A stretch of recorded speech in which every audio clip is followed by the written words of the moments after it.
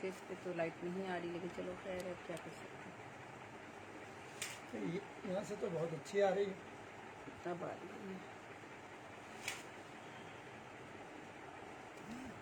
Live जा रहा है, लेकिन एक्चुअली लाइट का मैं देख रही हूँ, लाइव तो मैं हो गई हूँ, नीचे से लाइट देख रही हूँ कि लाइट आए और मुझे पढ़ने में परेशानी का सामना ना करना पड़े। अस्सलाम वालेकुम अहबाब, आज दबिस्तान इल्म अदब प्रोग्राम के तहत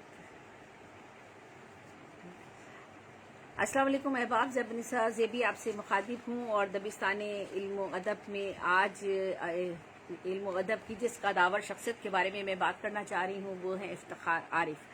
और इफ्तिखार आरिफ इस अहद के नुमाइंदा मोतबर सब और पहली सफ़ में शामिल शायर और अदीब, मुहक्किक, नक्काद और कई उनके हवाले बनते हैं इफ्तिखार आरिफ साहब के। और मेरी खुशकिस्मती है कि मेरी उनसे मुलाकात भी रही और उस मुलाकात का हवाला भी आज के इस मज़मून में शामिल होगा। जो मेरी उनसे गुफ्तगू हुई वो भी मैं आपके साथ यहाँ पर शेयर करूँगी। और इफ्तिखार आरिफ साहब मेरे लिए एक रहनुमा उस्ताद की तरह हैं और जब भी मुझे किसी भी मौजू पर किसी भी मालूमात की ज़रूरत पड़ी तो मैंने उन्हें जब भी फ़ोन किया या उनसे बात करना चाही तो उन्होंने मुझे फ़ौरी तौर पर मुझे रहनुमाई फरमाई उन्होंने मेरी। तो मैं इस्लामाबाद जब गई थी तो तब भी उनसे मेरी मुलाकात हुई और मैं उनसे तफसीलन वहाँ गुफ्तगू भी हुई। बहुत सारे ज़िंदगी के पहलू थे जिन पर बातचीत हुई। तो आज मैं उनको खराज अकीदत पेश करना चाहती हूँ। मैं चाहती तो ये थी कि मैं इफ्तिखार आरिफ साहब को अपने प्रोग्राम में बुलाती, ऑनलाइन प्रोग्राम में, और उनसे रूबरू गुफ्तगू करती, बातचीत करती और उन पर बात भी करती, मकाला भी पढ़ती और दीगर लोगों को भी इनवाइट करती। इंशाल्लाह मेरा मुकम्मल इरादा यही है। अगर अल्लाह वक्त में मोहलत दी और रमज़ान के बाद हमें ये सहूलत मैसर आ गई तो हम ज़रूर इफ्तिखार आरिफ साहब से मुलाकात करेंगे। बल्कि हम तो चाहते हैं कि हमारी इस वक्त जो हमारे अहद के हमारे सीनियर जो हमारे उदबा शरा उदबा हैं उनको हम बुलाएं अपने प्रोग्राम में। अमजद इस्लाम अमजद साहब हैं, मुस्तफ़ा तारड़ साहब हैं, अपने इफ्तिखार आरिफ साहब का नाम आता है, बेशुमार हमारे अभी भी हमारे शरा हमारे उदबा ऐसे हैं जिनको हम चाहते हैं कि उनकी ज़िंदगी में उनको खराज अकीदत पेश करें। सलीम कौसर साहब के हवाले से भी अभी हमने प्रोग्राम किया था। तो आज मेरा मकसद भी इस प्रोग्राम को करने का यहाँ पर यही है कि मैं अपने तई कम अज़ कम इस एक प्रोग्राम को यहाँ पर आप लोगों तक पहुँचा दूँ। उसके बाद अगर ज़िंदगी ने मुझे भी मोहलत दी और वक्त और हालात ने साथ दिया तो इफ्तिखार आरिफ साहब को लाइव भी बुलाएंगे और उनके साथ प्रोग्राम करेंगे, बातचीत करेंगे। इफ्तिखार आरिफ साहब की जो तारीख़ पैदाइश वो 21 मार्च 1944 और आप लखनऊ इंडिया में आपकी पैदाइश जाए पैदाइश जो है लखनऊ इंडिया है। आपको बहुत से अवार्ड और एज़ाज़ात से नवाजा गया। हिलाल इम्तियाज़ आपको 2005 में मिला, तमग़ा हुस्न कारकर्दगी जिसे pride of performance 1989 Faiz international award 1988 में आपको मिला। बाबाए उर्दू अवार्ड 1995 में आपको मिला। नकूश अवार्ड 1994 में मिला। सितारा इम्तियाज़ 1999 में आपको मिला। आप साबिक सरबरा उर्दू मरकज़ लंदन तेहरान में ECO के सकाफती अदारे के सरबरा भी रहे। मुक़्तदर कौमी ज़बान के साबिक चेयरमैन थे। साबिक चेयरमैन अकेडमी अदबियात इस्लामाबाद भी रहे आप। और आपकी कुतुब का भी नाम मैं पहले ही जिक्र कर देती हूँ, फिर बाद में हम तफसीलन और आगे बढ़ेंगे। आपकी किताबों में महरे दो नीम सबसे जिनके बारे में खुद इफ्तिखार आरिफ साहब ने कहा कि मेरी पसंदीदा किताब है महरे दो नीम, उनका शेरी मजमुआ, हरफ बारियाब, जहान मालूम, किताब दिलो दुनिया, ये उनकी कुलियात का नाम है। ताकि आप लोग, मैं किताबों के नाम से इसलिए बताती हूँ ताकि आप में से जो भी उनकी किताबें हासिल करना चाहे और पढ़ना चाहे तो उन्हें वो किताबें मार्केट में उन्हें मिल जाए आसानी से, नाम लेकर वो खरीद सकें, ला सकें, पढ़ सकें। तो उनकी कुलियात भी आ चुकी है, किताब दिलो दुनिया ये कुलियात है उनकी। शहर इल्म के दरवाजे पर उनकी तख्लीक और मकालमा भी उनकी एक तख्लीक है। और दर कलौंदा और इफ्तिखार आरिफ की नज़्मों का सिंधी में भी तर्जुमा हुआ है, written in the season of fair. ये सारी उनकी तख्लीकात के हवाले थे जो मैंने आपके सामने बयान किए। और इफ्तिखार आरिफ साहब कहते हैं ये सारे अदब अदाब हुनर यूं ही तो नहीं आ जाते, ये सारे अदब अदाब हुनर यूं ही तो नहीं आ जाते, उम्रें तज देनी पड़ती हैं एक हर्फ रकम करने के लिए।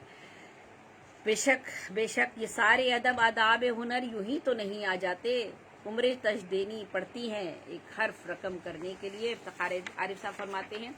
और इफ्तिखार आरिफ साहब आगे फरमाते हैं, बिखर जाएंगे हम क्या जब तमाशा खत्म होगा, बिखर जाएंगे हम क्या जब तमाशा खत्म होगा, मेरे माबूद आखिर कब तमाशा खत्म होगा, दिले ना मुतमईन ऐसा भी क्या मायूस रहना, जब जो खल्क उठी तो सब करतब तमाशा खत्म होगा। और आगे इफ्तिखार आलिफ साहब कहते हैं, अजाब ये भी किसी और पर नहीं आया कि एक उम्र चले और घर नहीं आया, अजाब ये भी किसी और पर नहीं आया कि एक उम्र चले और घर नहीं आया, हरीमे लफ्ज़ो मानी से निस्बतें भी रहीं मगर सलीका अर्ज़े हुनर नहीं आया। बड़े बड़े आला ज़र्फ़ लोगों की यही मिसाल होती है, और वो बहुत कुछ होने के बाद भी कहते हैं कि हमें अभी हमारा इल्म अभी अधूरा है। तो बहुत खूबसूरत शेर आगे कहते हैं, नतीजा करबला से मुख्तलिफ हो या वही हो, नतीजा करबला से मुख्तलिफ हो या वही हो, मदीना छोड़ने का फैसला करना पड़ेगा। और आगे एक और शेर सुनिएगा ज़रा, इफ्तिखार आलिफ साहब क्या कहते हैं, यही ज़िंदगी भर की कमाई यही मिसरे दो चार, यही ज़िंदगी भर की कमाई यही मिसरे दो चार, इस कहानी से तो इज्जत नहीं मिलने वाली। तो मैं इफ्तिखार आलिफ साहब को सलाम पेश करती हूँ, सलूट करती हूँ, और उन्हें कहती हूँ कि जो आपका मर्तबा और मकाम है वो आपको अपनी ज़िंदगी में आपसे लोग इतनी मोहब्बत करते हैं, और जो मर्तबा और मकाम आपको मिला है, और वो आपके दो चार हुर्फ और दो चार मिसरे नहीं हैं, बल्कि आपकी ज़िंदगी भर की कमाई है और ज़िंदगी भर की मेहनत है। और जैसे कि आपने खुद ही कह दिया कि एक हर्फ रकम करने के लिए कितना कुछ करना पड़ता है, उसके बाद जाकर आप वो हर्फ जो है तख्लीक करते हैं। कहाँ आपने इतना बहुत सा काम अपनी ज़िंदगी में किया है उर्दू अदब के लिए, और आपने जो अपनी ज़िम्मेदारियाँ अदब के हवाले से निभाई हैं मुख्तलिफ़ इदारों में, वो भी काबिल ज़िक्र और काबिल तारीफ़ हैं। तो मैं इफ्तिखार आरिफ से मेरी एक मुलाकात हुई थी, उसी से हवाले से मैं यहाँ पर बात करती चलूँ। वो मुलाकात गो के बहुत पुरानी है, और लेकिन मैंने उस मुलाकात का तस्करा अपनी कुलियात मताए ज़ीस्त में किया, और ये 2000 सफ़ात की कुलियात जो है 2019 में शाया हो चुकी है। उसमें इफ्तिखार आरिफ साहब महफूज हैं, हमेशा के लिए तारीख़ अदब का हिस्सा है, जहाँ और बहुत से शौरा अदब और बहुत से मज़ामीन और मकाले और अदब के हवाले से तहक़ीक़ व तनक़ीद का काम मौजूद है। इफ्तिखार आरिफ साहब भी मेरी इस कुलियात में मौजूद हैं। ये पीछे जो फिरोजी से रंग की कुलियात रखी है ये इस कुलियात में। तो इफ्तिखार आरिफ उर्दू अदब में एक बुलंद कामत नाम है। इस तमाम इज़्ज़त और मर्तबे और फजीलत और नामवरी के पीछे हर तख्लीक कार या माहिर फ़न की एक तवील जद्दोजहद, मेहनत, लगन और अमानतदारी का बड़ा हाथ होता है। और इस हवाले से वो खुद भी अपना एक शेर कह चुके हैं। इफ्तिखार आरिफ की ज़िंदगी भी ऐसी ही मेहनत, अमानतदारी, सच्चाई और बुलंद करदारी की एक रोशन मिसाल है। एक ऐसा बच्चा जिसकी ज़िंदगी में बाप की शफ़क़त की कमी हो, जो इंतहाई नामसाइद हालात में तालीम हासिल करे, और एक इंतहाई गरीब घराने में उसरत की ज़िंदगी गुजारने वाला 21 बरस का नौजवान तन्हा हसूल रोज़गार और अच्छे मुस्तकबिल के लिए जाए पैदाइश से हिजरत करके पाकिस्तान आए, और यहाँ आकर अपनी लगन, जफाकशी और मेहनत से उर्दू अदब में अपना एक बुलंद मकाम बनाए, अपने वतन का नाम रोशन करे। ऐसे इंसान की ज़िंदगी दूसरे तख्लीक़कारों के लिए हौसला, हिम्मत और मेहनत के बल पर आगे बढ़ने की एक ताबिंदा मिसाल है। हमारे लिए बेशक हम सब के लिए एक ताबिंदा मिसाल है इफ्तिखार आरिफ साहब, और इफ्तिखार आरिफ साहब जैसे और कई मुसन्निफ़ और शौरा अदबा जिनका जिक्र अक्सर पेशतर में करती हूँ और आगे भी करती रहूँगी। इफ्तिखार आरिफ का बचपन अपने मेहनत कश नाना के ज़ेर साया गुजरा, जिनकी ख्वाहिश थी कि इफ्तिखार पढ़ा लिखा बुलंद किरदार इंसान बने, ना कि डॉक्टर, इंजीनियर, पायलट या कोई बड़ा ओहदेदार। इफ्तिखार आरिफ ने बचपन में कोई आसाइश नहीं देखी। 1.5 कमरे के घर में रहने वाला ये बच्चा आज पाकिस्तान का फ़ख्र है। हम सब के लिए ये बात मिसाल है। ये बात जहन में रखिएगा कि जो शख्स मेहनत करता है वो फल पाता है। ये मत सोचिएगा कि जिसके पास दौलत है शायद आप दौलत से सब कुछ खरीद सकते हैं। दौलत से कुछ नहीं खरीदा जा सकता। जब तक अल्लाह की रज़ा शामिल ना हो और आपकी मेहनत और आपकी नीयत शामिल ना हो तो कुछ भी आप ज़िंदगी में हासिल नहीं कर सकते। तो अमानतदारी, नेक नीयती और मेहनत बहुत ज़रूरी है, तब अल्लाह ताला उसको कबूलियत बख्शता है। तो देखिए कि आप अगर आज आज अगर आप माशी हालात का शिकार हैं तो ये मत भूलिए कल अल्लाह ताला आपको कौन से मर्तबे और मकाम पर भी पहुंचा सकता है। ये वही जानता है, वही रब है जो सबको इज्जत देता है। लेकिन शर्त यह है कि आपने मेहनत करनी है। और तो इफ्तिखार आरिफ का बचपन जो मैंने जैसे कि आपको बता ही दिया, इफ्तिखार आरिफ ने बचपन में कोई आसाइश नहीं देखी। 1.5 कमरे के घर में रहने वाला ये बच्चा आज पाकिस्तान का फ़ख्र है। तो मैं इफ्तिखार आरिफ साहब की बात कर रही हूँ, और इफ्तिखार आरिफ साहब के हवाले से जब मैं ये बात कर रही हूँ तो मैं ये बात बताना चाहती हूँ कि دیکھے کہ کس طرح انہوں نے جدوجہد کی اور کس طرح محنت کی، کس طرح لگن اور جفاکشی کے ساتھ وہ زندگی کے سفر میں قدم بقدم آگے بڑھتے رہے. ایک ایک زینہ انہوں نے طے کیا. انہوں نے کسی بھی شارٹ کٹ کے راستے سے یہ نہیں کہا کہ چھلانگ لگا کر جو بلندی کے اب آخرت اس پہ پہنچ جائیں، آخری سینے پر پہنچ جائیں. ایسا انہوں نے نہیں کیا، اور یہی وجہ ہے کہ آج افتخار عارف کا نام تاریخ ادب میں سب سے بلند مرتبے پر اور پہلی صفوں میں ان کا نام شامل ہے. اور افتخار عارف کا نام ہم فخر اور بہت زیادہ جو ہے وہ عزت و احترام کے ساتھ ہمارے دلوں میں وہ بسے ہوئے ہیں. ہمیں کوئی زور زبردستی نہیں ہوتی، کوئی کسی کو زور زبردستی سے کسی کو عزت و مرتبہ اور مقام نہیں لے سکتا. یہ آپ کے دلوں کے فیصلے ہوتے ہیں. جب آپ کسی کا کام دیکھتے ہیں، کسی کی محنت دیکھتے ہیں، کسی کی لگن دیکھتے ہیں، وہ جب سب چیزیں سامنے آتی ہے تو خود بخود آپ کے دل میں ایک عزت اور ایک مقام اور ایک مرتبہ پیدا ہو جاتا ہے. بڑے بڑے ایوارڈ بھی کچھ نہیں کر سکتے. تو یہ آج افتخار عارف صاحب جو ہمارے درمیان ہیں، اور آج میں افتخار عارف صاحب کے حوالے سے یہاں پر بات کر رہی ہوں، اور آپ سب کے دلوں کی وہ دھڑکن ہے، اور ان کا کلام ہم سب کے لیے مشعل راہ ہے، اور ان کی زندگی بھر کی جو محنت ہے، جو انہوں نے کی ہے، وہ ہم سب کے سامنے ہے. اور یہی وجہ ہے کہ افتخار عارف جو ہے وہ اردو ادب میں ایک جو ہے وہ روشن منزل کا منارہ بن کر ہمیں نظر آتے ہیں، اور ہم اس کی طرف دیکھتے ہیں، ان سے بہت کچھ سیکھتے ہیں. تو افتخار عارف کے بچپن کا ذکر کرتے کرتے میں نے بہت سی باتیں درمیان میں کہیں. افتخار عارف کو بچپن سے ہی مطالعے اور علم حاصل کرنے کا بہت شوق تھا. افتخار عارف کو بچپن سے ہی، جیسے کہ میں نے آپ کو بتا ہی دیا کہ افتخار عارف کا بچپن جو تھا، بہت انہوں نے محنت سے اور لگن اور توجہ اور بہت ہی زیادہ جو ہے وہ تکلیف دہ حالات میں انہوں نے اپنا بچپن گزارا. اور لیکن اس کے باوجود افتخار عارف کو بچپن سے ہی مطالعے کا بہت شوق تھا، علم حاصل کرنے کی ان کو بہت زیادہ لگن تھی. گھر میں لانٹین کی روشنی میں رات گئے تک پڑھا کرتے تھے. لانٹین میں تیل ختم ہو جاتا اور وہ بجھ جاتی، اور افتخار عارف کے پیاس اور ان کا علم تشنا ہی رہ جاتا. آپ نے بچپن میں اس قدر کتابوں کا مطالعہ کیا کہ آپ کو چھوٹی عمر میں ہی ذوف بصارت کے باعث چشمہ لگانا پڑا. یعنی آج افتخار عارف کی آنکھوں پر ایک چشمہ دیکھتے ہیں جس کے شیشے بہت زیادہ موٹے ہو چکے ہیں. اس کی وجہ وہ علم اور کتابوں سے محبت اور لگن ہے، اور وہ کتابوں سے محبت اور لگن کی وجہ سے، چونکہ انہوں نے بچپن سے ہی بہت زیادہ مطالعہ کیا اور کتابیں پڑھنی شروع کی، جس کی وجہ سے ان کی بصارت جو تھی وہ بچپن سے ہی کمزوری کا شکار ہونا شروع ہو گئی تھی. جو اسکول کے استاد نے ایک مرتبہ اس ذوف بصارت کے باعث آپ کو چشمہ لگانا پڑا. جو اسکول کے ایک استاد نے انہیں نظر ٹیسٹ کروا کر لگوایا. اس وقت آپ 9ویں جماعت کے طالب علم تھے. ایک بار کھیلتے کھیلتے آنکھ میں کیل لگ جانے کے باعث آنکھ لہو لہان بھی ہو گئی تھی، اور آنکھ کا عمدہ علاج مؤثر نہ آنے کی وجہ سے آنکھ آج تک تکلیف دیتی ہے. افتخار عارف کا حافظہ بلا کا تیز ہے. آپ اپنی موجودہ زندگی سے مطمئن ہیں اور اللہ کے بہت احسان مند ہیں، اور پاکستان کی سرزمین، اس کی مٹی سے، اپنی اولاد، بیوی اور تمام آسائشات اور راحتوں سے بڑھ کر پاکستان سے محبت کرتے ہیں. یہ پاکستان جس نے انہیں عزت، منصب، شہرت، پہچان اور تشخص عطا کیا، انہیں بچپن کی تمام محرومیوں اور تلخیاتوں سے نکال کر ادبی حلقوں انتظامی امور میں انہیں عزت و توقیر اور پذیرائی کی بلندیاں بخشی. یہی پذیرائی ان کے لیے انبساط و طمانت قلب کا باعث بنی ہے. آئیے افتخار عارف صاحب سے جو میں نے کچھ سوالات کیے ہیں، اگر ان کے حوالے سے میں کچھ بات کرتی چلوں. اور گو کہ یہ انٹرویو کافی پہلے میں نے ان سے کیا تھی، بات چیت میری کافی پہلے ان سے ہوئی تھی. تو ان کے تاریخ ولادت میں نے آپ کو بتا ہی دی تھی. مقام ولادت لکھنؤ، 21 مارچ 1944. ابتدائی تعلیم ابتدا میں فرنگی محل کے دینی مدرسہ نظامیہ میں داخل ہوئے آپ، لیکن اس کے بعد پھر جبلی اسکول اور کالج سے انٹرمیڈیٹ کیا. BA MAS لکھنؤ یونیورسٹی سے کیا. MS لکھنؤ یونیورسٹی سے کیا. تصنیف میں مہر دو نیم، حرف باریاب، جہان معلوم، مکالمہ، درکلوندہ، شہر علم کے دروازے پر، 12واں کھلاڑی، کتاب دل و دنیا کلیات، افتخار عارف کی نظموں کا سندھی ترجمہ، written in the season of error ہے.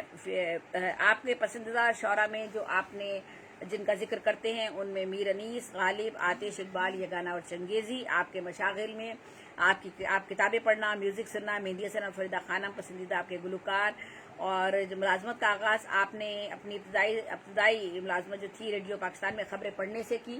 میڈیا پر کیریئر کا آپ نے آغاز کیا. ایک بلیٹن پڑھنے کے 10 روپے اس وقت ملا کرتے تھے. اگر نیوز ریڈر ترجمہ بھی کر لیتا تھا تو دونوں کاموں کے 15 روپے ملتے تھے. اردو ترجمے کا فن وہ کہتے ہیں کہ میں نے افضل صدیقی مرحوم سے سیکھا اور وہ جنگ سے وابستہ تھے. وہ میرے استاد کا درجہ رکھتے ہیں. 23 برس کی عمر میں کسوٹی کوئز کا پروگرام PTV سے شروع کیا گیا. عبید اللہ بیگ قریش پور ان کے ساتھ تھے. یہ انہی کا آئیڈیا تھا جب کراچی TV شروع ہوا اور یہ پروگرام ریڈیو کے بعد TV سے بھی چلا. ریڈیو کی ملازمت کے دوران آغا ناصر، رشید احمد، عزیز احمد مدنی، حفیظ ہوشیارپوری، احمد نسیم، شمش الدین بٹ، ظفر حسین، حسنین قطب، ریڈیو پاکستان کے ڈائریکٹر جنرل سلیم گیلانی اور اسلم اظہار صاحب سے متعارف ہونے کا ان کو وہیں موقع ملا. افتخار عارف صاحب کو اور ان احباب کی محبت اور تہذیبی ادارے میں انہوں نے بہت کچھ سیکھا. پھر پاکستان ٹیلی ویژن میں 28 برس کی عمر میں آپ اسکرپٹ ایڈیٹر گریڈ 8 پر آپ نے کام شروع کر دیا اور سینئر پروڈیوسر کے عہدے تک آپ پہنچے اور آپ نے کام کیا. ملک سے آپ نے باہر جانے کا آپ کا سلسلہ رہا، مشاعروں کے حوالے سے بھی اور مختلف حوالوں سے، اس کا میں ذکر کرتی ہوں. 1977 میں ملک سے باہر آپ چلے گئے. ایک مختصر سا media management course New York Columbia University سے کیا اور واپس آنے کے بعد BBC ٹیلی ویژن ریڈیو سے بھی پروگرام کیے. اردو مرکز قائم ہوا تو اس کے چیف ایگزیکٹو کی حیثیت سے اس کو عالمی سطح پر پہنچانے میں جی جان سے رات دن کام کیا. 1990 میں پاکستان واپس آ گئے اور جہاں تک پاکستان اکیڈمک آف لیٹرز کے ڈائریکٹر جنرل ہونے کے بعد آپ نے اس ملازمت کے دوران ادب کی ترقی اور ترویج کے لیے بہت کام کیا. بے شمار مطبوعات شائع ہوئیں آپ کے دور میں. خالد اقبال یاسر کی ادارت میں ادبیات سہ ماہی میں پنجابی، سندھی، پشتو، بلوچی زبان کے ادب کے تراجم بھی خصوصی شماروں کا دور شروع ہوا اسی عہد میں پہلی بار، بلکہ اس سے قبل بھی ہوگا، لیکن یہاں میں بتا رہی ہوں کہ خصوصی شماروں کا دور جو ہے یہ اس کا آغاز. اور پھر پاکستان میں پاکستانی لٹریچر کے عنوان سے انگریزی میں باقاعدہ رسالہ شائع کیا جس میں سارے پاکستانی زبانوں کی تحریروں کے تراجم انگریزی میں شائع ہوا کرتے تھے. آپ کو جب آپ کہ کن ایوارڈ اور اعزازات کے حوالے سے اگر میں بات کروں تو آپ کو پہلا شعری مجموعہ جو آپ کا مہر دو نیم آیا تھا اس پر رائٹر گلڈ کی جانب سے بہترین کتاب کا آپ کو آدم جی ایوارڈ بھی ملا. اور وہ آپ پہلے پاکستانی ہیں جسے ملک سے باہر رہتے ہوئے پرائڈ آف پرفارمنس ہلال امتیاز سے بھی نوازا گیا اور ستارہ امتیاز بھی مل چکا ہے. میں پہلے ذکر کر ہی چکی ہوں. اور ان کا کلام دنیا کی مختلف زبانوں میں ترجمہ ہوا ہے. بابا اردو ایوارڈ 1995 میں ملا تھا اور ڈپوش ایوارڈ بھی ان کو مل چکا ہے جیسا کہ میں نے اس سے پہلے ذکر کیا. آج کل آپ کے آپ کو اللہ تعالیٰ نے بہت ہی عزت اور پذیرائی بخشی. یہ اس رب کریم کا احسان ہے ہم سب لوگوں پر جو ہماری محنتوں کو صلہ ہمیں اس دنیا میں بھی دیتا ہے اور آخرت میں بھی دیتا ہے. آپ مقتدر قومی زبان کے صدر نشین کی حیثیت سے بھی آپ نے سرکاری ذمہ داریاں نبھائیں. نیشنل بک فاؤنڈیشن میں بھی آپ رہ چکے ہیں. آپ نے اپنی شاعری کا آغاز درجہ ہفتم میں کیا، یعنی 7ویں کلاس میں آپ تھے تو آپ نے شاعری کا آغاز کیا اور آپ کی ایک غزل اس وقت ایک رسالے میں بھی شائع ہوئی. طالب علمی کے زمانے میں بیت بازی کے لیے اساتذہ کے ہزاروں اشعار آپ کو یاد تھے. ماشاءاللہ حافظہ بہت بڑی چیز ہوتی ہے اور ایک زمانے میں میرا بھی حافظہ اچھا ہوا کرتا تھا لیکن اب تو بالکل ہی بیکار ہو چکا ہے وقت کے ساتھ ساتھ. تو اساتذہ کے آپ کو بیت بازی بھی جب حصہ لیا کرتے تھے تو آپ کو ہزاروں اشعار یاد تھے جن سے وزن، بحر، ردیف، قافیے کے اصولوں سے آپ کو متعارف ہونے میں مدد ملی. یوں شعر کہنے بچپن سے آپ نے شروع کر دیے. اس زمانے میں ایک آنا لائبریری محلے میں تھی. یوں دن بھر میں ایک کتاب پڑھنے کو مل جاتی تھی. عبدالحلیم شرر اور صادق حسین سردنوی کے اسلامی تاریخی ناول اس دور میں خاصے پڑھنے کو میسر آئے. لکھنے پڑھنے کے شوق میں خلفائے راشدین کے عہد کی تاریخ، بنو امیہ اور بنو عباس کے دور کی تاریخیں، مسلمان بر صغیر کے مختلف ادوار کی تاریخ میں آپ کو خاصی دلچسپی رہی. ساتھ ساتھ شاعری پڑھنے لکھنے کا شوق بھی آپ کو یہیں سے پروان چڑھا. اور اردو ادب میں آپ کا جو ہے حوالے سے جو کانفرنسیں ہوتی ہیں اس بارے میں آپ کی کیا رائے ہے؟ تو آپ کہتے ہیں کہ آپ ان کا مقصد تبادلہ خیال ہوتا ہے. جو کانفرنسیں منعقد کی جاتی ہیں اردو ادب کے حوالے سے، اکیڈمی ادبیات نے بھی کئی کانفرنسیں منعقد کی ہیں، عالمی کانفرنسیں. اللہ کا شکر ہے کہ مجھے بھی اس میں شرکت کرنے کا موقع ملا اور میں نے بھی اپنے مقالے پیش کیے اور میرے 3 مقالے اپروو ہوئے تھے اور اوپن کمپٹیشن تھا، وہ اخبار میں ایڈ دیا گیا تھا اور میں نے اس حوالے سے پھر رجسٹریشن فیس بھر کے جب اپنے مقالے بھیجے تھے تو میرے 3 مقالے وہاں پر اپروو ہو گئے تھے اور تینوں پھر مجھے رجسٹریشن فیس جو ہے وہ اکیڈمی ادبیات نے مجھے واپس کی. اور رجسٹریشن فیس بھی واپس کی اور بائی ایئر مجھے آنے جانے کا کرایہ بھی دیا اور میں نے وہاں جا کر مقالہ پیش کیا اکیڈمی ادبیات اسلام آباد میں جو لاسٹ ان کی کانفرنس ہوئی تھی. تو یہ کانفرنسیں ان کے مقاصد کیا ہوتے ہیں اور یہ کیوں کروائی جاتی ہیں، تو اس کے بارے میں افتخار عارف صاحب کہتے ہیں کہ اس کا مقصد تبادلہ خیال ہوتا ہے. مختلف ممالک اور شہروں سے ادبا، شعراء اور دانشور آتے ہیں، ایک دوسرے سے ملتے ہیں، بات چیت کرتے ہیں، اپنے اپنے شعبوں اور علاقوں میں کو تک وہ معلومات وہاں سے کچھ لے کر آتے ہیں، کچھ معلومات وہاں پہنچاتے ہیں. تو یہ مقاصد ہوتے ہیں ان کانفرنسز کے. ان سے ہم بہت کچھ سیکھتے ہیں اور سیکھنے کا یہ عمل ہمارا اس طرح سے آگے بڑھتا ہے. جہاں تک کانفرنس، سیمینار، ورکشاپ، مشاعرے اور ملازمت کے سلسلے میں بیرون ملک آپ گئے تو کم و بیش آپ نے تمام دنیا کے ممالک دیکھے ہوئے ہیں، جن میں چین، انڈونیشیا، آسٹریلیا، تیونس، یورپ، لنڈن، ماسکو، برلن اور پیرس اور امریکہ کے علاوہ کینیڈا، ایران، سیریا، گلف کے بھی آپ نے دورے کیے. بنیادی فرق آپ کہتے ہیں کہ بنیادی فرق کیا ہے جب آپ ملک سے باہر جاتے ہیں یا اپنے ملک میں ہوتے ہیں؟ تو کچھ چند جملے جو آپ نے کہے وہ کہتے ہیں کہ بنیادی فرق گملے میں کھلے اور زمین میں لگے پودے کے پھولوں کا ہے.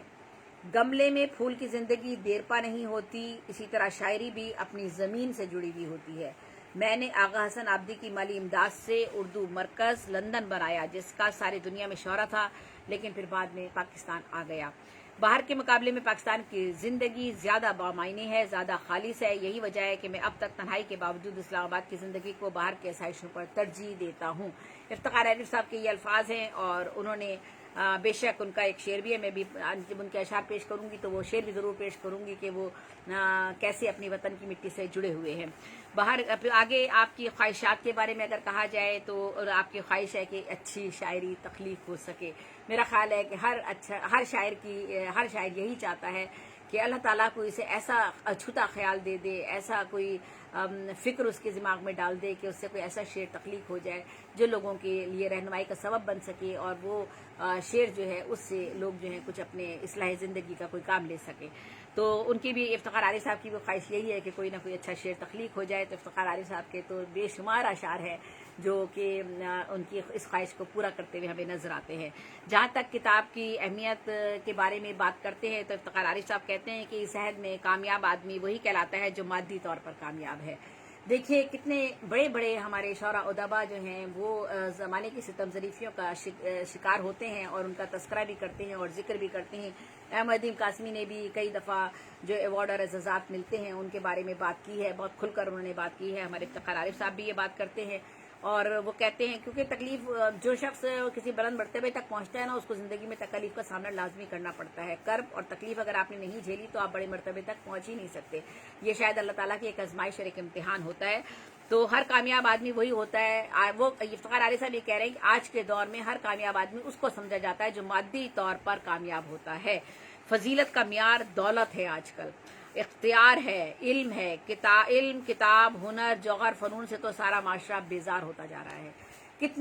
کتنی ایک عمر کی ایک ریسرچ کے بعد ایک اتنا پڑھا لکھا آدمی جو عمر کی اس اسٹیج پر موجود ہے جہاں اس نے اپنی زندگی کے پورے تجربات کا نچوڑ ہمارے سامنے پیش کیا ہے، وہ یہ بات کہتے ہیں کہ ہم آج کے عہد میں کتاب سے کی اہمیت کم کس طرح ہو گئی ہے، یا کتاب سے یا ادب سے دلچسپی یا علم سے دلچسپی ہماری کس حد تک کم ہو گئی ہے، اور ہم کیا چاہتا ہے آج کا انسان. ہم میں سے زیادہ تر لوگ، کچھ سب کی بات تو میں نہیں کر سکتی، زیادہ تر لوگ افتخار عارف صاحب کہتے ہیں کہ ہم مادیت پرست ہو گئے ہیں اور ہمیں مادیت پرستی میں ہم نے سب کچھ بھلا دیا ہے. فضیلت کیا ہوتی ہے، دولت کیا ہوتی ہے. فضیلت کا معیار آج کل ہمارے پاس کیا ہے؟ دولت آ گیا ہے ہمارے ہاتھوں میں. دولت ہونی چاہیے، اختیار کوئی ہونا چاہیے، کوئی منصب ہونا چاہیے جس پر آپ بیٹھے ہو تو ہر چیز حاصل کر سکتے ہیں. اگر آپ کا بڑا منصب ہے نا، آپ کے پاس لپک لپک کے لوگ آئیں گے، آپ کو بڑے بڑے مشاعروں کی دعوت بھی دیں گے، آپ کو بڑے بڑے تنظیموں کے سربراہ بھی بنائیں گے اور ان میں آپ کی شمولیت بھی ہوگی آپ کی. تو معیار یہ ہو گیا ہماری فضیلت کا، علمیت کا، قابلیت کا، دولت اور مادیت پرستی. اور علم، کتاب، ہنر، جوہر، فن، اس سے تو سارا معاشرہ بیزار ہوتا چلا جا رہا ہے. کسی بھی معاشرے کی ترقی اسی وقت ممکن ہے جب علوم و فنون زندگی کی ترجیحات میں شامل ہوں. اور ان علوم و فنون کو زندگی کی ترجیحات میں شامل کرنے کے لیے ہمیں کیا کرنا پڑے گا؟ ہمیں ایماندار لوگوں کو سامنے لانا پڑے گا. ایماندار لوگوں کو اور ان لوگوں جینون لوگوں کو شعر و ادب کی دنیا کے بھی جو جینون لوگ ہیں ان کو سامنے لانا پڑے گا، ان کی محنت کو تسلیم کرنا پڑے گا، ان کے لیے آواز اٹھانی پڑے گی، اور جو چند مخصوص ایک گروہ جو ہوتا ہے جو اپنی ان ساری مادیت پرستی کی چیزوں سے جو ہے ان چیزوں پہ قبضہ جما کر بیٹھ جاتا ہے، ان لوگوں سے نجات حاصل کرنے کے لیے ہمیں کچھ نہ کچھ کرنا پڑے گا، ہم سب لوگوں کو مل کر کرنا پڑے گا۔ یہ میں نہیں کہہ رہی، بڑے بڑے شعراء ادبا کے یہ الفاظ ہیں۔ افتخار عارف صاحب نے بھی ابھی یہی جملے جو میں نے یہاں پر کوٹ کیے ہیں، یہی ان جملوں کا مفہوم ہے اور مقصد ہے جو انہوں نے یہاں پر کہا ہے۔ تو آپ کے خیال میں ادب ربع زوال کیوں ہے؟ تو یہ کب انحطاط کا شکار ہوتا ہے، کب عروج ہوتا ہے، کہنا دشوار ہے۔ افتخار عارف صاحب کہتے ہیں کہ ادب جو ہے وہ ہم کہیں کہ وہ زوال کا شکار ہے، تو یہ ہم نہیں کہہ سکتے، اس لیے کہ یہ پتہ نہیں چلتا کہ ادب کس وقت جو ہے وہ انحطاط کا شکار ہو رہا ہے، کب عروج پہ جا رہا ہے، کب زوال کا شکار ہو رہا ہے۔ یہ بہت دشوار ہوتا ہے یہ بات کہنا۔ جس قدر کتابیں اور رسالے آج کل شائع ہو رہے ہیں، اس لحاظ سے تو ادب ربع ارتقا نظر آتا ہے، پڑھنے والوں کی تعداد کم ہوتی چلی جا رہی ہے۔ دوسری بات یہ ہے کہ جب کوئی اچھا شعر یا اچھا ادیب یا شاعر سامنے آتا ہے تو اس کا مطلب ہے کہ دنیا کے توانا شاعری ہو رہی ہے۔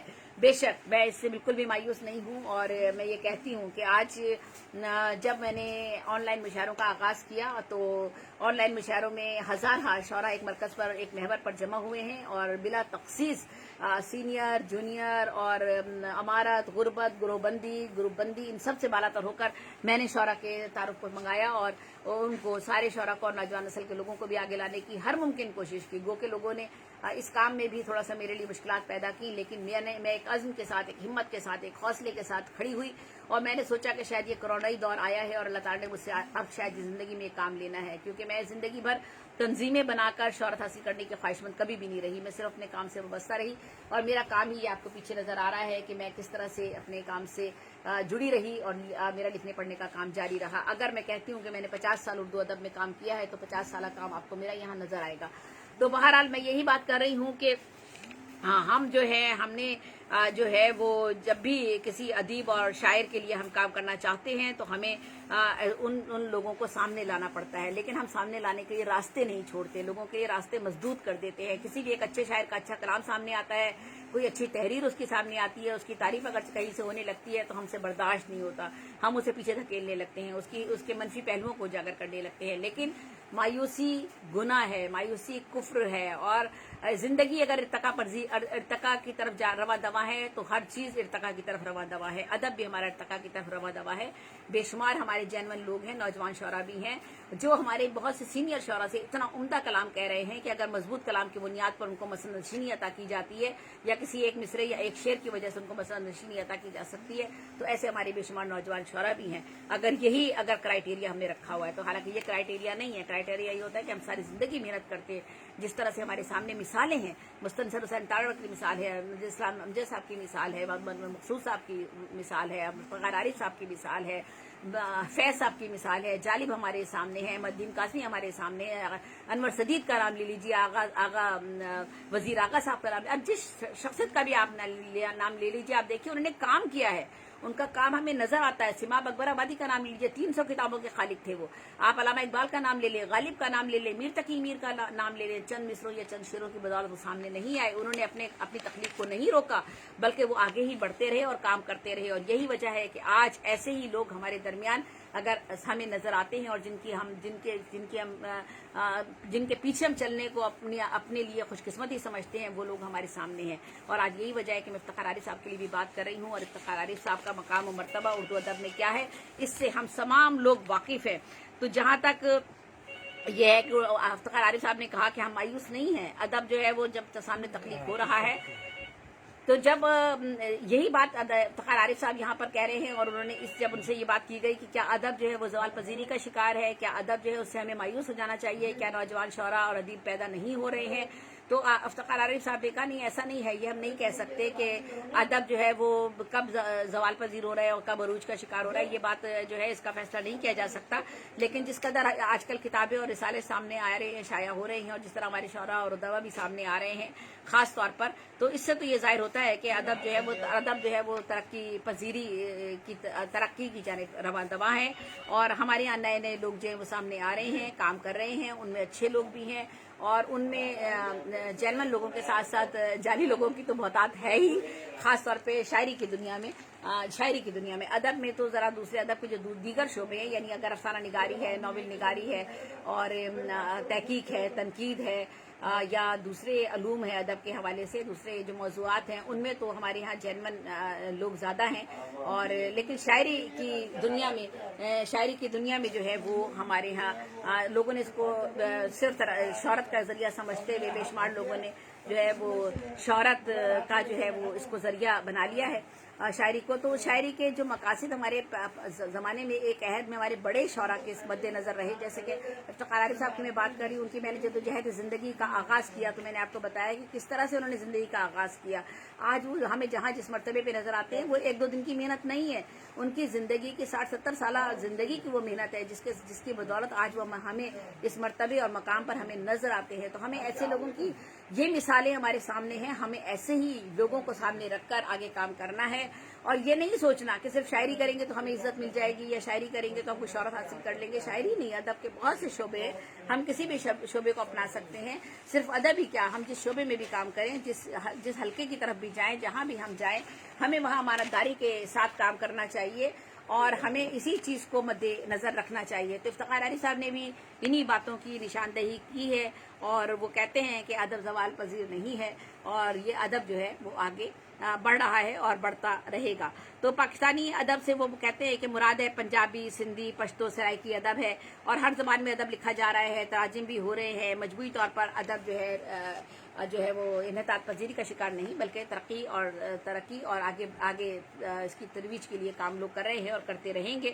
اور وہ کہتے ہیں کہ میری نواسی انگلش میں شعر کہتی ہے، اس کا نام ہے زینب محمود ہے، اور مائی پوائنٹ کے نام سے اس نے کتاب بھی لکھی ہے۔ زینب محمود افتخار عارف صاحب کی نواسی، ان کی کتاب کا نام مائی پوائنٹ، اور وہ انگلش میں شعر لکھتی ہیں۔ ماشاءاللہ یہ وراثت میں یہ وہ ورثہ ہے جو اپنی نسلوں میں جو ہے منتقل ہوتا ہے۔ تو بچے بہت یاد آتے ہیں، مگر کیا کریں، جہاں بیٹے کی نوکری ہوتی ہے وہیں وہ رہتا ہے۔ میرے 2 بچے علی اور گیتی ہیں۔ میری بیٹی گیتی کے شوہر عزیزم کامران محمود کا تعلق پنجاب سے ہے، وہ لندن میں اپنے خاندان کے ساتھ رہتے ہیں۔ مجھے اپنا نواسا اظہار محمود بہت پیارا ہے۔ میرے داماد چارٹرڈ اکاؤنٹنٹ ہیں، اور وہ اور گیتی زمانہ طالب علم میں ایک ساتھ لندن یونیورسٹی میں پڑھتے تھے، اور میرا بیٹا بھی لندن میں رہتا ہے، اپنی ماں کے ساتھ ہے، وہ بھی چارٹرڈ اکاؤنٹنٹ ہے، وہیں ملازمت کرتا ہے۔ اور کچھ وہ اپنے خاندان کے بارے میں بتاتے ہوئے کہتے ہیں کہ میری پرورش میرے نانا نے کی، وہ میرے سگے نانا نہیں تھے۔ میرے نانا مرزا محمد تقی تھے۔ میری والدہ جب 2 برس کی تھی تو ان کے والد میرے سگے نانا کا انتقال ہو گیا۔ جب میں 1 برس کا تھا تو میری نانی بھی اللہ کو پیاری ہو گئی۔ اور ہم 2 بھائی بہن ہیں، فاطمہ کراچی میں ہیں، بیوہ ہیں، ان کے شوہر جمیل احمد انتقال کر چکے ہیں۔ میری والدہ کا بھی کراچی میں کینسر سے انتقال ہوا۔ میری شادی ٹھیکرے کی مانگ تھی، فاطمہ کی شادی جمیل سے ہو گئی اور میری ریحانہ سے۔ وہ ایک بہت عمدہ ماں ثابت ہوئی اور میرے بچوں کی بہت اچھی تعلیم و تربیت کی۔ ہماری اولاد بہت فرمانبردار ہے، جو ہمارے لیے اللہ کی طرف سے انعام ہے۔ نئے قلم کاروں کے لیے کو اپنا مقام بنانے کے لیے کیا کرنا چاہیے، اس حوالے سے افتخار عارف صاحب کہتے ہیں کہ تمام سینئرز نے بہت جدوجہد کی ہے۔ کسی بھی معاشرے میں جب کوئی نیا تخلیق کار سامنے آتا ہے تو اسے اپنی جگہ بنانے کے لیے بہت وقت لگتا ہے۔ ادیب و شاعر کو کون سی شہرت چاہیے، رنگیلا بہت مقبول ایکٹر ہے، گلیمر کی دنیا کے لوگ، کھلاڑی سب مشہور ہو جاتے ہیں۔ ادیب کی شہرت ایسی نہیں ہوتی، وہ دیرپا اور ہمیشہ کے لیے ہوتی ہے، اور لفظ ہمیشہ کے لیے لکھا جاتا ہے۔ سینئر لوگوں کو بھی نئے لوگوں کو سراہنا چاہیے۔ پروین شاکر، معین نیازی، احمد الدین قاسمی کو سراہا گیا۔ بعض لوگوں کو مواقع ملتے ہیں اور جوہری ذہانت اور تقدیر بھی مل کر کام کرتی ہے اور وہ لوگ سامنے آ جاتے ہیں، اور بہت سے لوگ ایسے بھی ہیں جو سامنے نہیں آ پاتے اور وہ محنت کرتے ہیں، لیکن کچھ نہ کچھ وجوہات ہوتی ہیں، وسائل نہیں ہوتے ہیں، یا لوگ یا زمانہ ان کو آگے کی طرف بڑھنے نہیں دیتا۔ پاکستان میں ادب کے حوالے سے کیا کام ہو رہا ہے، اس حوالے سے افتخار عارف صاحب کہتے ہیں کہ مختلف اصناف سخن میں تخلیق کار اپنا کام کر رہے ہیں۔ مرثیے کا بہت رواج پاکستان میں ہوا، بہت اچھا مرثیہ لکھا گیا۔ جوش ملی آبادی، سید آل رضا، نسیم امروہی، نجم آفندی، صبا اکبر آبادی، سیف زلفی، محسن نقوی، صفدر حسین، مصطفیٰ زیدی، مشتبہ زیدی، سحر انصاری، حسین ازمی، رئیس امروہی، شاہد نقوی، جوہر نظامی، فیض مہناز نے بہت عمدہ اشعار اور مرثیے لکھے۔ واقعہ کربلا پر بہت کچھ لکھا گیا ہے، اور غالب کا کلام تو بہت ہی وسیع ہے۔ مرثیہ منقبت فارسی میں بہت لکھی گئی ہیں، اس کا ترجمہ ہونا چاہیے۔ قصیدہ بھی لکھا گیا ہے، اور میری بھی خوش قسمتی ہے کہ میں نے بھی مرثیے تخلیق کیے ہیں۔ तो आपको मैंने पूछा कि आपकी सिर्फ सुखन जो है आपको कौन सी सबसे ज्यादा पसंद है, तो आप कहते हैं कि मुझे गजल और नज़म, जिसमें भी मुझसे शेर हो जाए वो मैं लिखता हूँ, चाहे वो गजल हो या नज़म हो। आपको खानों में क्या पसंद है, तो वो कहते हैं कि मेरा मुतवस्सित तबकों में कोई खास एहतमाम नहीं हुआ करता। क्या बड़ी बात करते हैं, बड़े लोगों की बड़ी बातें हुआ करती हैं। अल्लाह ताला ऐसे लोगों को सलामत रखे और देर उनको हमारे साथ रखे, ताकि हम उनसे कुछ सीखते रहें। वो कहते हैं मुतवस्सित तबकों में कोई खास एहतमाम नहीं हुआ करता, बहुत आसूदा हाली के ज़माने में भी कोई एक चीज़ खाने में पसंद करता हूँ। बहुत बड़ी बात है, बहुत बड़ा ज़र्फ है। हमारे यहाँ के पास लोगों के पास ज़रा सी दौलत आ जाती है, ज़रा सा 4 शेर क्या कह लेते हैं, एक आध किताब क्या छप जाती है, वो भी किस तरह छपती है वो सब जानते हैं। तो उसके बाद वो ज़मीन पर उनके कदम नहीं टिकते। वो कहते हैं कि अगर दौलत हमारे पास है तो कौन से क़यामत आ गई, दौलत तो अल्लाह ने हमें दी है, और उस दौलत से वो क्या क्या फ़ायदे उठाते हैं, किस किस तरह से एजाज़ात और अवार्ड अपने नाम करवाते हैं, किस किस तरह से चीज़ें हासिल करते हैं, उस पर उनको शर्म नहीं आती, शर्मिंदगी नहीं होती। देखें, ये छोटे लोगों के छोटे ज़र्फ की बात है, और एक बड़े आदमी के ज़र्फ की बात आप देखिए, उनका मियार देखिए, इन्हें कहते हैं बड़े लोग। तो इफ्तिखार आरिफ साहब ने कितनी बड़ी बात की है। क्या कमी है इफ्तिखार आरिफ साहब की ज़िंदगी में, दुनिया भर की दौलत उनके कदमों में है, और कितने बड़े बड़े ओहदों पर वो रह चुके हैं, लेकिन वो कहते हैं कि हमारे मुतवस्सित तबके के लोगों के खानों में कोई खास एहतमाम नहीं होता, और आसूदा हाली के ज़माने में भी कोई एक चीज़ ही मैं खाने में पसंद करता हूँ। ये नहीं होता कि एक ये भी खाना आ जाए, ये भी खाना आ जाए। ना ऐसे लोगों को खाने पीने की ना हवीज़ होती है, ना पहनने ओढ़ने की होती है, ना दुनियावी आसाइशात की तरफ राग़िब होते हैं, जिन लोगों को कुछ काम दुनिया में करना होता है, जिन्होंने कुछ नाम बनाना होता है। तो ऐसे ही लोगों में हमारे इफ्तिखार आरिफ साहब का भी नाम शामिल है। और आपका कौन से इंटरव्यू आपको याद है, मैंने उनसे एक बात ये भी की, क्योंकि जब मैंने उनसे इंटरव्यू किया तो मैंने उनसे ये बात की, तो आपने कहा कि गालिबन हम टीवी के पहले आदमी थे, और इलस्ट्रेटेड वीकली में डस्ट कवर पर अबैदुल्ला बेग और इफ्तिखार आरिफ आए, और जग में ये इंटरव्यू मेरा लगा था। और मैंने पूछा था कि आपकी शरीक हयात को क्या आपकी शायरी में दिलचस्पी है, तो वो कहते हैं कि ज़्यादा तो नहीं है, बस कहती हैं कि नोहे लिखा करो, नोहे लिखा करो। तो मेरे ज़ाती तजर्बे के मुताबिक इफ्तिखार आरिफ का मुताला बहुत काफ़ी वसी है। इख्तिताम की तरफ जा रही हूँ, कुछ इसके बाद अशार पढ़ूंगी और इख्तिताम करूंगी। मैं तो चाहती हूँ कि बात करती रहूँ ऐसे लोगों पर। मेरे ज़ाती तजर्बे के मुताबिक इफ्तिखार आरिफ का मुताला काफ़ी वसी है। इल्म अदब से खुसूसी शगफ के बाइस उन्होंने ज़िंदगी में बड़ी से बड़ी आजमाइश को बड़ी खुश उसलूबी से झेला है। मुझे जब अपने मकाले लिखने में किसी भी किताब या शायर के हवाले से कोई भी ज़रूरत पड़ी, या कोई भी मालूमात दरकार हुई, या गूगल या किसी वसीले से मुझे नहीं मिला, तो मैंने इफ्तिखार साहब से फ़ोनिक रब्ता किया, और उन्होंने मुझे मतलूबा मालूमात फ़ौरन मुहैया कर दी। आपकी तख्लीक़ात में तकरीबन 10 शेरी मजमूए शामिल हो चुके हैं। मेरे 2 नीम का कलाम मुख्तलिफ गुलकारों ने गाया भी है, और अवाम में खासा मकबूल भी हुआ है। और उनकी एक गज़ल जो मैंने स्कूल के ज़माने में सुनी थी, वो मुझे बहुत पसंद है और आज तक याद है। और जदीद शारा में अब मैं, और वो गज़ल मैं ज़रूर यहाँ आपको सुनाऊंगी जो मैंने अपने स्कूल के ज़माने में सुनी थी और मुझे बहुत पसंद थी, और मैं कुछ अशार भी अब आपको सुनाना चाहूँगी। हो गया। तो वो गज़ल का मैं जिक्र करती हूँ जो मैंने इफ्तिखार आरिफ साहब की बड़ी मशहूर गज़ल जो मैंने उनकी गाई गई थी, और मैंने अपने स्कूल के ज़माने में सुनी थी और मुझे बहुत पसंद आई थी। दियारे नूर में तीरा शबों का साथी हो, कोई तो हो जो मेरी वहशतों का साथी हो। देखिएगा, इसके पस मंज़र में जो गज़ल की बात है, वो सबसे अहम बात यह है कि हम बशर हैं, हम इंसान हैं, हम खता के पुतले हैं, और हम अपने हिसाब से तो हमारी हमसे बहुत सी खताएं होती है, लेकिन उसके बावजूद हमारी कुछ ख्वाहिशात होती हैं और हम क्या चाहते हैं। तो ये एक शायर के एहसासात है, वो एक शायर के एहसासात नहीं है, बल्कि हम सब के एहसासात और जज्बात हो सकते हैं। वो कहते हैं, दियारे नूर में तीरा शबों का साथी हो, कोई तो हो जो मेरी वहशतों का साथी हो। मैं उससे झूठ बोलूं तो वो मुझसे सच बोले, मैं उससे झूठ बोलूं तो वो मुझसे सच बोले, मेरे मिजाज के सब मौसमों का साथी हो।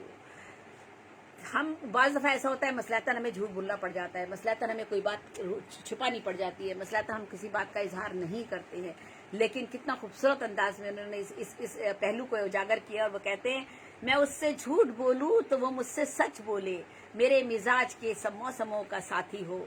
मैं उसके हाथ ना आऊं वो मेरा हो के रहे, मैं गिर पड़ूं तो मेरी पस्तियों का साथी हो। और क्या लाजवाब उन्होंने बात कही है मैं उसके हाथ ना हूँ और वो मेरा हो के रहे। देखिए इंसानी फितरत है और खासतौर पे मर्द की फितरत की अगर अक्कासी की जाए तो एक आदमी जो है वो खूबसूरती की तरफ उसकी रग़बत होती है, वो खूबसूरती की तरफ अपने नौजवानी के अहद में क्या बल्कि हर अहद में, बल्कि सिर्फ मर्द ही क्या सभी की फितरत होती है, लेकिन मर्द की खास तौर पे फितरत की अक्कासी करते हुए उन्होंने कहा कि मैं उसके हाथ ना आऊं और वो मेरा हो के रहे, मैं गिर पड़ूं तो मेरी पस्तियों का साथी हो। कितना बड़ा उन्होंने ये शेर कहा है। और इंसान के अंदर हमारे जो खामियां होती हैं उनको भी उन्होंने बड़ी बेसाख्तगी के साथ उजागर किया है, बिला किसी खौफ खतर के निडर और बेबाक अंदाज में उन्होंने ये बात कही। ये हम सब के अंदर खामियां हैं, हम में से कोई भी जो है कोई चूंकि बशर है ना तो फरिश्ता तो हो ही नहीं सकते।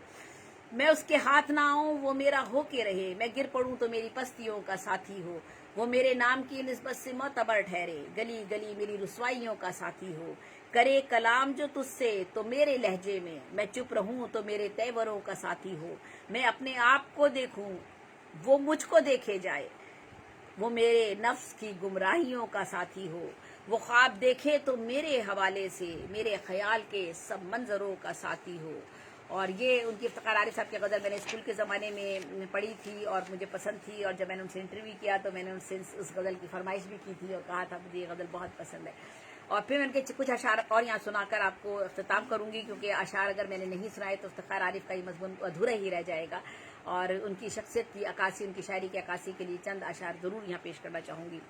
ये वक्त किसकी रऊनत पे खाक डाल गया, ये कौन बोल रहा है खुदा के लहजे में, ये वक्त किसकी रऊनत पे खाक डाल गया, ये कौन बोल रहा था खुदा के लहजे में। कैसे बेमहर है इस शहरे दिले आजार के लोग, मौजे खूं सर से गुजर जाती है तब पूछते हैं। कैसे बेमहर हैं इस शहरे दिले आजार के लोग, मौजे खूं सर से गुजर जाती है तब पूछते हैं। नए नए मंजरों की ख्वाहिश में अपने मंजर से कट गया हूँ, नए नए दायरों की गर्दिश में अपने महवर से हट गया हूँ। हमने चुप रहने का अहद किया है और कम ज़र्फ, हमने चुप रहने का अहद किया है और कम ज़र्फ, हमसे सुखन आराओं जैसी बातें करते हैं। वाह वाह वाह वाह। शायर देखिए आप कितना भी बचकर चले, आप सोचें कि लोग आप पर जो है वो आपकी हमारे इर्द गिर्द लोग हैं जो रश तो नहीं करते, हसद ज़रूर करते हैं किसी की भी खूबियों से और उसकी खासियतों से, और अगर वो आगे बढ़ रहा हो तो ऐसे हालात में कितना खूबसूरत उन्होंने कहा है कि इंसान क्या करता है, वो एक अक्लमंद आदमी खामोशी इख्तियार कर लेता है, रास्ता छोड़ देता है, रास्ते से अलग हो जाता है, लेकिन ऐसे वक्त में भी वो लोग सताते हैं। तो ये शेर इसी पस मंजर की अक्कासी कर रहा है। हमने चुप रहने का अहद किया है और कम ज़र्फ, हमसे सुखन आराओं जैसी बातें करते हैं। शहरे अशोक के लिखने को जिगर चाहिए है, शहरे अशोक के लिखने को जिगर चाहिए है, मैं ही लिखूं तो लिखूं कोई नहीं लिखेगा। क्या बात कही है। शहरे अशोक के लिखने को जिगर चाहिए है, मैं ही लिखूं तो लिखूं कोई नहीं लिखेगा। खलकते शहर सर आंखों पे बिठाती थी जिन्हें, खलकते शहर सर आंखों पे बिठाती थी जिन्हें, क्यों हुए ख्वार वो ज़बूं, ख्वारो ज़बूं कोई नहीं लिखेगा। खलकते शहर सर आंखों पे बिठाती थी जिन्हें, क्यों हुए ख्वारो ज़बूं कोई नहीं लिखेगा। और आगे आप कहते हैं ये मैंने आपको शेर एक दो सुना दिए, चंद एक का जिक्र और करना चाहती हूँ। जिस रोज़ हम आपकी दो नज़में बड़ी मशहूर हुई थी और मैं उनकी बात भी ज़रूर करती हूँ एक दो शेर और सुनाने के बाद। मेरा खुद, ये बहुत मशहूर शेर है, ज़बान से दाम है। मेरे खुदा मुझे इतना तो मोतबर कर दे, मेरे खुदा मुझे इतना तो मोतबर कर दे, मैं जिस मकान में रहता हूँ उसको घर कर दे। और आप कहते हैं वतन आपने क्यों नहीं छोड़ा आपने अपना, आप कहते हैं मेरी ज़मीन मेरा आखिरी हवाला है, मेरी ज़मीन मेरा आखिरी हवाला है, सो मैं रहूं ना रहूं इसको बार बार कर दे, मेरी ज़मीन मेरा आखिरी हवाला है, सो मैं रहूं ना रहूं इसको बार बार कर दे। वाह वाह वाह वाह। हिजर की धूप में छाँव जैसी बातें करते हैं, आंसू भी तो माऊं जैसी बातें करते हैं। तो किस तरह आंसुओं से हम कर्ब से हम जो ये सारी चीज़ें लिखते हैं। और मैं इफ्तिखार आरिफ साहब की अब दो नज़मों का जिक्र ज़रूर करूँगी। और इफ्तिखार आरिफ ने एक नज़म लिखी थी कूच, और एक नज़म लिखी थी उन्होंने 12वां खिलाड़ी। ये 70 की दहाई में उनका 12वां खिलाड़ी एक नज़म आई थी, اور آزاد نظم میں نے اپنی جانب جو علامتی اور اشتہاری ان کی ایک نظم تھی، اور اس نظم نے جو 12واں کھلاڑی تھا افتخار عارف کی، اسی نظم نے آزاد نظم کو جو ہے کو متعارف کروانے میں بہت اہم کردار ادا کیا، اور لوگ متوجہ ہوئے اس نظم کی طرف۔ میں پوری نظم تو نہیں لیکن اس کے کچھ مصرے میں ضرور پڑھتی ہوں۔ خوشگوار موسم میں ایک جملہ خوشکن، انگنت تماشائی ایک نعرہ تحسین، تم بھی افتخار عارف 12ویں کھلاڑی ہو، ایک ایسی ساتھ کا انتظار کرتے ہو، ایک ایسے لمحے کا جس میں سانحہ ہو جائے، جس میں حادثہ ہو جائے، پھر وہ کھیلنے نکلے تالیوں کے جھرمٹ میں، تم بھی افتخار عارف، تم بھی ڈوب جاؤ گے، تم بھی ٹوٹ جاؤ گے۔ یہ طویل نظم تھی، میں نے اس میں سے چند مصرے لیے ہیں، اور کوچ کا بھی جو ان کی ایک نظم ہے اس کا بھی میں یہاں پر ضرور تذکرہ کروں گی۔ بہت خوبصورت نظم۔ جس روز ہمارا کوچ ہوگا پھولوں کی دکانیں بند ہوں گی، اللہ نہ کرے، اللہ نہ کرے، اور میں افتخار عارف صاحب کے لیے لمبی دعاؤں کی اللہ تعالیٰ سے رب کریم کے دربار میں دعا کرتی ہوں، اللہ تعالیٰ ان کو طویل عمر عطا فرمائے، اور پھولوں کی دکانیں ہرگز بند نہیں ہوں گی، اور ان کو جو دلوں سے دعائیں ملیں گی وہ ان پھولوں سے ہزارہ درجے بڑھ کر ہوں گی۔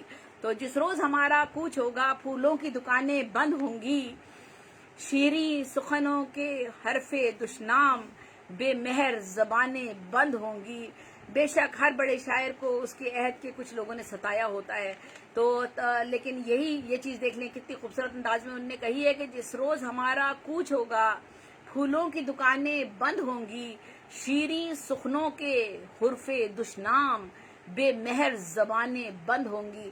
جو شیریں سخن ہمیں بظاہر تو نظر آتے ہیں نا، بڑی میٹھی میٹھی باتیں کرتے ہیں، لیکن وہ کیا کر رہے ہوتے ہیں، ہمیں اندر سے بددعائیں دے رہے ہوتے ہیں، اور جو شخص اچھا کام کر رہا ہوتا ہے، جو آگے بڑھنا چاہتا ہے یا کام کر رہا ہوتا ہے، اس کا کام اچھا نظر آ رہا ہوتا ہے، تو ان کے لیے حرف دشنام ان کے دلوں سے، ان کی زبانوں سے نکل رہے ہوتے ہیں۔ تو یہ ساری بے مہر زبانیں اس وقت بند ہو جائیں گی جب ہم اس دنیا سے کوچ کریں گے۔ یہ افتخار عارف صاحب کہہ رہے ہیں۔ افتخار عارف صاحب، آپ کا مرتبہ اور مقام بہت بلند ہے، آپ اس مرتبے اور مقام تک پہنچ چکے ہیں کہ یہ زبانیں بہت پہلے بند ہو چکی ہیں۔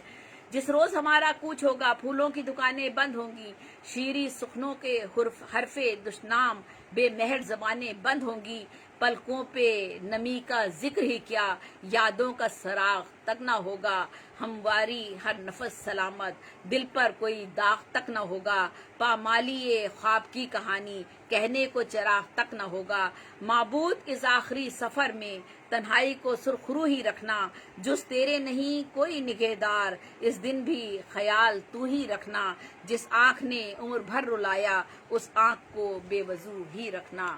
جس روز ہمارا کوچ ہوگا پھولوں کی دکانیں بند ہوں گی، شیریں سخنوں کے حرف دشنام بے مہر زبانیں بند ہوں گی۔ افتخار عارف صاحب بہت یہ بات کرتے ہوئے جو ہے میں آج خوشی بھی محسوس کر رہی ہوں۔ مجھے خود اپنا نہیں پتا کہ میری زندگی پاس اگلا لمحہ ہوگا یا نہیں ہوگا۔ میں بہت جلدی بہت ساری باتیں کرنا چاہتی ہوں ادب کے حوالے سے، اور ان تمام لوگوں کو خراج عقیدت پیش کرنا چاہتی ہوں جنہوں نے دنیا ادب میں بڑا کام کیا ہے، اور کیونکہ مجھے پتا ہے کہ شاید زندگی میرے پاس بھی اب نہ ہو اور مہلت مجھے نہ مل سکے آگے، تو آج میں نے یہ پروگرام میں تو چاہتی تھی کہ آپ کو بلا کر آپ کے لیے پروگرام کروں گی آن لائن، لیکن وہ وقت آئے گا ضرور، انشاءاللہ کروں گی رمضان کے بعد، عید کے بعد اگر آپ کے پاس بھی وقت ہوا تو۔ لیکن آج میں نے اپنے طور پر یہ اپنا ایک قرض تھوڑا سا معمولی سا ایک حق ادا کیا ہے، معمولی سے ایک حق ادا کیا ہے کہ ایک آدمی کی زندگی بھر کی کمائی جو ہے اس کو تھوڑا سا میں خراج عقیدت پیش کروں، آپ کو سلام پیش کرتی ہوں، اور زیب النساء زیبی آپ سب لوگوں سے اجازت چاہتی ہے۔ خاص طور پر میں دبستان علم و ادب میں شبانہ کریم صاحب جو ان کا پیج شبانہ کریم صاحب قائد صاحبہ کا جو پیج ہے، اور وہ برٹش پاکستانی وومن سوسائٹی ان کی تنظیم ہے، انہوں نے مجھے یہ موقع مہیا کیا ہے کہ اپنے پیج پر میں یہ تمام باتیں آ کر کرتی ہوں، ادب کے حوالے سے پروگرام کرتی ہوں۔ انشاءاللہ زندگی رہی تو ضرور آپ لوگوں سے دوبارہ ملاقات ہوگی۔ کہیں کسی جگہ روا روی میں مجھ سے کوئی غلطی ہو گئی ہو تو افتخار عارف صاحب آپ سے بھی میں کہتی ہوں کہ اگر کسی جگہ مجھ سے کہیں کوئی خامی رہ گئی ہو یا کوئی بات ایسی ہو تو میں معذرت خواہ ہوں، اور آپ اس کی ضرور نشاندہی مجھے کر سکتے ہیں، اور مجھ سے آپ بات کر سکتے ہیں، اور میرا آپ کو سلام، پوری قوم کا آپ کو سلام۔ افتخار عارف ہمیشہ زندہ رہنے والا نام۔ پاکستان پائندہ باد، پاکستان زندہ باد۔